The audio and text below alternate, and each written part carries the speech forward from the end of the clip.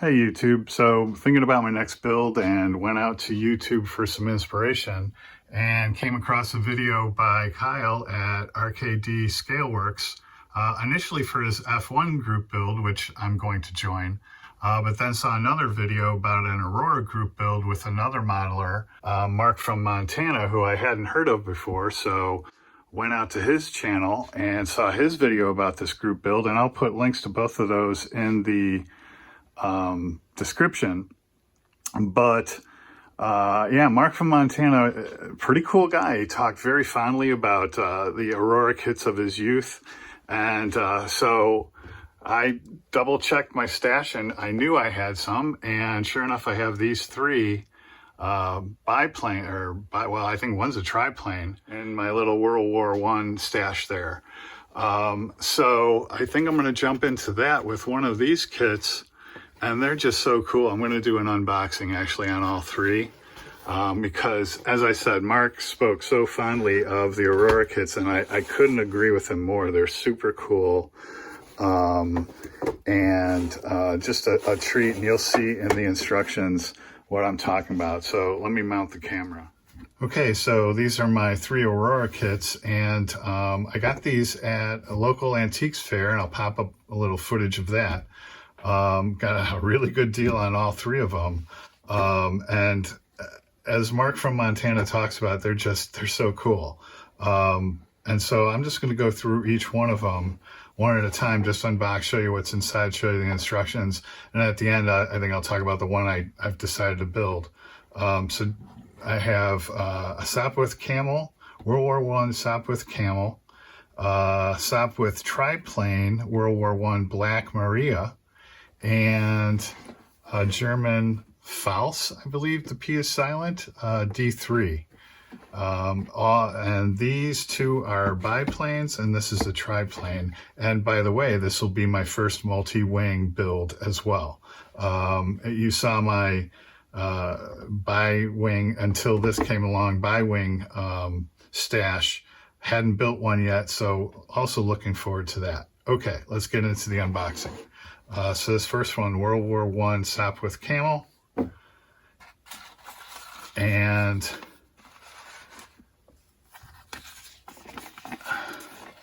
instructions. Yeah, and these are, as you can see, old. I believe these are the original kits from approximately 1963. One of the instruction sheets, as I recall, actually has the 1963 on it.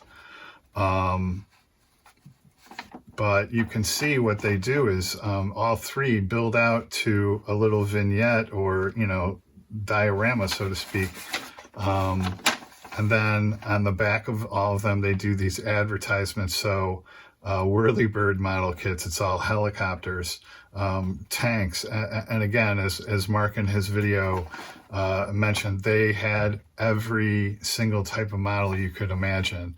And you'll see that in some instructions as we go forward. And, appeal to kids, special offer, you can buy all kinds of wonderful things at half price or less with just one box end from this Aurora kit. Look inside. And, and when I saw this, it reminded me of my childhood as well, because I actually sold Christmas cards door to door. And then they, for however many boxes you sold, they had a catalog and you could go out and pick what you wanted. And I got, speaking of modeling, some models, some Cox cars, COX, if you remember Cox cars, if you're of a certain age during your youth, and Cox airplanes. So anyway, this is super cool. And I'm so glad that this vendor kept all this, and you can see they carefully wrapped everything too. I think these decals have had it. The model I've selected, I just ordered on eBay models decals for it. I'm going to try the decals that come with it, and I have a backup just in case. So, but yeah, pretty nice mold, nice etched detail, recessed detail, and raised, kind of a combination of both. That's pretty nice, actually. Yeah, and those figures are nicely detailed as well. And these are 1 to 48, by the way. Whoops. Struts, the other half of the body. And then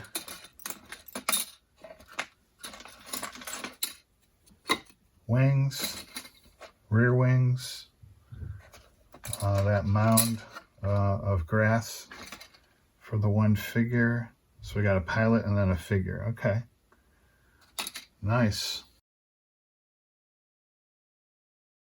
And then the next kit is the Sopwith triplane.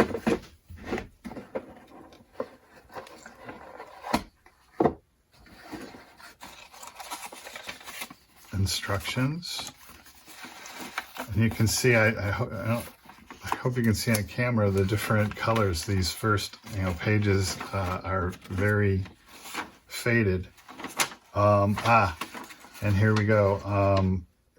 So it has the mark 1963 Aurora Plastics Company, West Hempstead, Long Island, New York. So yeah, I believe all these are the actual vintage kit. And I looked out on ScaleMates, and like this is, all the way to the left as the starting point. Oh, and speaking of ScaleMates, 2 of these didn't have instructions. I believe this was one of them. So I actually made copies of these and uploaded them to ScaleMates. So at least all 3 of these kits now have instructions on ScaleMates. So again, kind of a straight, for a plane, very straightforward, cockpit first, bring the fuselage together, and then add the outer parts. Builds into again, a little vignette. So the pilot is climbing into the plane. And I guess he has a mechanic with him. So yeah, they make a little, there we go. Little vignettes. That's so cool. So again, I'll try these decals. We'll see what happens, but I have more on the way for the one that I'm going to build. And again, similar to the other kits, other kit looks like all the same basic configuration of parts. Now, the interesting thing is, and I've seen this before, saw this on the Spirit of St. Louis when I built that. In some spots where the decals go, it's also etched there, if you can see that. So maybe that's to tell the novice where to put the decal. I'm not sure. Let's see if it's on. Yeah, it's on the other one on the other side too. I think I may leave that just for authenticity. Because again, these molds are very clean, I have to say. So this is the triplane. And yeah, these figures, again, very nicely detailed. All right. And last but not least, the German False D3 biplane. And the instructions, again, pretty straightforward. Builds out into another little vignette with the mechanic. This time it looks like he's stepping on the plane, and his foot on the bottom wing there, and they're having a conversation. And then on this side, again, as I mentioned earlier, all the different models that you could get. Only Aurora gives you all these scale model features, and these features, and then here's just lists. So famous fighters of World War I, World War II, modern day, giant bombers, modern day of the 60s, giant bombers, whirlybirds, U.S. Navy ships, and then famous warriors, knights, various knights on horseback, Coppersmith collection, King of the Beasts, I'm just going to read some off: elephant, clown, Liberty Bell, model fish, clipper ship, gift packs of, oh, wow, how cool is that? A gift pack: 2 giant bombers, 2 famous fighters, 4 famous fighters, 3 army tanks, electronic model kits, HO series, and then you can see here popular planes of the 30s. Man, this, yeah, totally reminds me of my childhood. Very cool. Let's take a look at the kit. Again, we'll see on these decals. Those all need to go into a window for about 6 months. So again, very nicely detailed figures. Yeah, I mean, usually there's a ton of flash between legs and stuff. None of that here. It's very clean, I have to say.